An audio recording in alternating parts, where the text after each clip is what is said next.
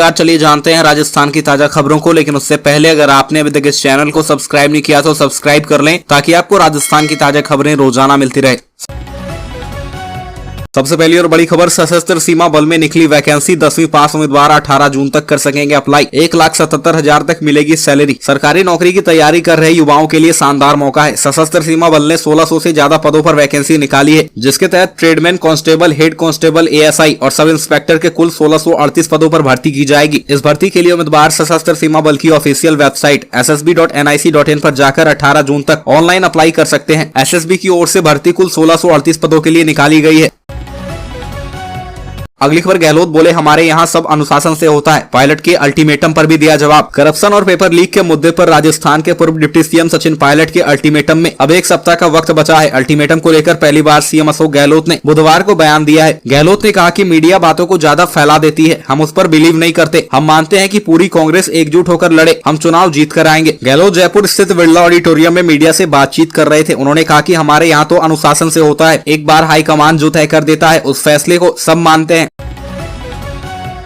अगली खबर, गहलोत पायलट की खींचातान पर रंधावा बोले हम कंट्रोल करेंगे। कहा पायलट ने कांग्रेस को अल्टीमेटम नहीं दिया, कल ही बैठक में शामिल होंगे सचिन। कांग्रेस में सीएम अशोक गहलोत और पूर्व डिप्टी सीएम सचिन पायलट के बीच जारी सियासी जंग को प्रदेश प्रभारी ने कंट्रोल करने का दावा किया है। चुनावी साल में कांग्रेस की अंदरूनी लड़ाई को रंधावा ने कंट्रोल करने की बात कही है। रंधावा ने कहा कि जिस पार्टी जिस घर में कुछ होता है लड़ाई उसी में होती है। जिस पार्टी में जिस घर में कुछ होगा ही नहीं तो वहाँ लड़ाई कैसे होगी। लड़ाई को हम कंट्रोल करेंगे। दरअसल रंधावा पिछले 2 दिनों से जयपुर दौरे पर हैं। गुरुवार को जयपुर सर्किट हाउस में मीडिया से बातचीत। इस दौरान दिल्ली में शुक्रवार में होने वाली कांग्रेस की बैठक में सचिन पायलट के भी शामिल होने की जानकारी दी।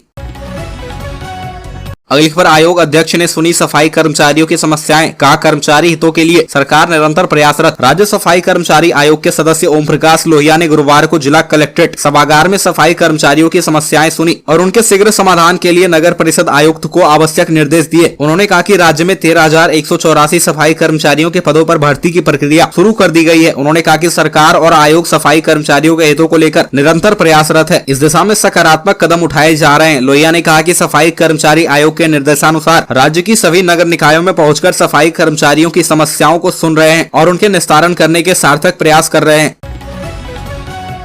अगली खबर, आरबीएससी 12वीं आर्ट्स का रिजल्ट जारी। सीकर की स्नेहा ने 98% अंक प्राप्त किया। सीकर जिले के हजारों स्टूडेंट्स का इंतजार खत्म हो गया है। राजस्थान माध्यमिक शिक्षा बोर्ड ने 12वीं आर्ट्स का रिजल्ट जारी कर दिया है। इसी के साथ प्रदेश भर के 7 लाख से ज्यादा स्टूडेंट्स का इंतजार भी खत्म हो गया है। सीकर में आर्ट्स स्ट्रीम में कुल 26,531 स्टूडेंट्स रजिस्टर्ड थे, जिसमें 13,405 लड़के व 13,126 लड़कियां हैं। 13,051 लड़के और 12,973 लड़कियां परीक्षा में शामिल हुई। लड़कों में 13,051 फर्स्ट डिवीजन से पास हुए और 5,053 स्टूडेंट सेकेंड डिवीजन से, जबकि 789 थर्ड डिवीजन से पास हुए। वहीं अगर लड़कियों की बात करें तो 8,674 लड़कियां फर्स्ट डिवीजन से पास हुई। सेकेंड डिवीजन से 3,357 लड़कियां और थर्ड डिवीजन से 4,069 लड़कियां पास हुई। अगली खबर, एलएचबी और एएनएम की हड़ताल समाप्त, मांगों पर बनी सहमति। स्वास्थ्य केंद्र खुलने से लोगों को मिली राहत। पदोन्नति, पदनाम परिवर्तन और ग्रेड पे में बढ़ोतरी की मांग कर रही एलएचबी और एएनएम की मुख्य मांगों पर सहमति बनने के बाद गुरुवार को 25वें दिन काम पर लौट आई। हड़ताल समाप्त कर एलएचबी और एएनएम ने गुरुवार को दोबारा कार्य ग्रहण कर लिया। इससे पिछले 24 दिनों में बंद पड़े स्वास्थ्य केंद्रों पर लटके ताले खुलने से नागरिकों को भी राहत मिली। गौरतलब है कि जिले सहित प्रदेश भर की एलएचबी और एएनएम अपनी मांगों को मनवाने के लिए 1 मई से सामूहिक हड़ताल पर थी। हनुमानगढ़ जिले भर की एलएचबी एएनएम की ओर से हड़ताल पर रहकर 24 दिनों से जिला कलेक्ट्रेट के बाहर धरने पर बैठी थी। बड़ी खबर, पायल गहलोत ने संभाला सभापति का पद। स्वायत्त शासन विभाग के आदेश 60 दिन के लिए रहेंगी पद पर। नागौर में पिछले 8 दिनों से रिक्त चल रहे नगर परिषद के सभापति पद पर आखिरकार राज्य सरकार ने मुहर लगा दी है। वार्ड नंबर 11 की पार्षद पायल गहलोत को सभापति पद के लिए नियुक्त किया गया है। ऐसे में दोपहर को पायल गहलोत ने सभापति का पदभार ग्रहण कर लिया। इस दौरान पूर्व विधायक हबीबुर रहमान, पायल के ससुर जेठमल गहलोत और पति प्रणय गहलोत सहित शहर के कई कांग्रेसी मौजूद रहे। बड़ी खबर, युवा कांग्रेस के चुनाव परिणाम के बाद अलवर के यूथ कांग्रेस के विधानसभा अध्यक्ष एवं जिला अध्यक्ष को पूर्व केंद्रीय मंत्री जितेंद्र सिंह के आवास पर पहुंचे और सबको माला पहनाकर चेताया कि आगे विधानसभा एवं लोकसभा के चुनाव हैं और हम सबको सावधान रहना है। चुनाव के समय कई तरह के तोड़ने वाले वीडियो और गलत मैसेज भेजे जाने शुरू हो जाते हैं। पहले देश के युवा एवं आमजन को पहले रोजी रोटी की आवश्यकता है, राष्ट्रवाद की नहीं। पूर्व केंद्रीय मंत्री जितेंद्र सिंह ने कहा कि चुनाव के समय अनर्गल वीडियो सामने आएंगे, किसी का चेहरा होगा, किसी की आवाज होगी। अब हमें युवाओं को बताने की आवश्यकता है कि देश का विकास एवं पहचान कांग्रेस के कारण है।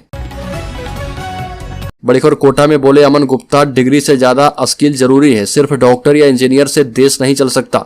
अगले 10 साल इंडिया के हैं, अपने आप को स्किल्ड करो। जितनी स्किल आपके पास होगी, जितना अनुभव आपके पास होगा, आप हारोगे नहीं। डिग्री से ज्यादा जरूरी स्किल है। ये बात शार्क टैंक इंडिया, फेम और बोट कंपनी के को फाउंडर अमन गुप्ता ने कोटा में शहरवासियों और स्टूडेंट से बात करते हुए कही और कहा कि डिग्री से ज्यादा जरूरी स्किल है। अगर इंडिया में युवाओं की स्किल डेवलप होती है, मोदी भी कहते हैं stand up India, made in India. बड़ी खबर महानिरीक्षक पुलिस आयोजना, आधुनिकीकरण एवं कल्याण राजेश मीना जिला पुलिस का वार्षिक निरीक्षण करने हनुमानगढ़ पहुंचे। निरीक्षण के दौरान आईजीपी ने पहले दिन रिजर्व पुलिस लाइन में परेड की सलामी ली। आईजीपी राजेश मीना ने रिजर्व पुलिस लाइन का निरीक्षण कर अधिकारियों को आवश्यक निर्देश दिए हैं। इस मौके पर व्यापारी से लूट और हत्या की वारदात का डेमो क्राइम सीन रिक्रिएट किया गया। इस दौरान एसएसपी जस्साराम बोस भी मौजूद थे। बड़ी खबर जैसलमेर कलेक्टर टीना डाबी जब पाकिस्तानी शरणार्थियों के बीच खुद पहुंची तो उनकी खुशी का ठिकाना नहीं रहा। महिलाओं ने मालाएं पहनाकर मुंह मीठा करवाकर कलेक्टर का स्वागत किया और इस दौरान जब एक बुजुर्ग पाकिस्तानी महिला को जानकारी मिली कि कलेक्टर टीना डाबी प्रेग्नेंट है तो उसने कलेक्टर को जल्द ही घर में बेटा होने का आशीर्वाद दिया।